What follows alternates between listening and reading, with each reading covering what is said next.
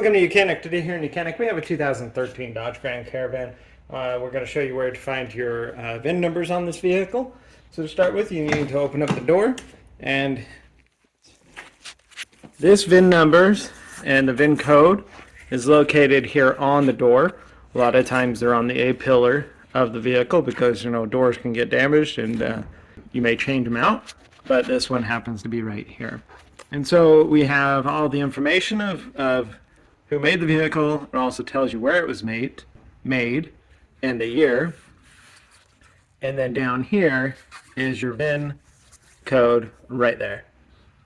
And so that gives you the VIN code for this vehicle and so forth. Now that's the main standard one. This gives you all the information. And then there's one more.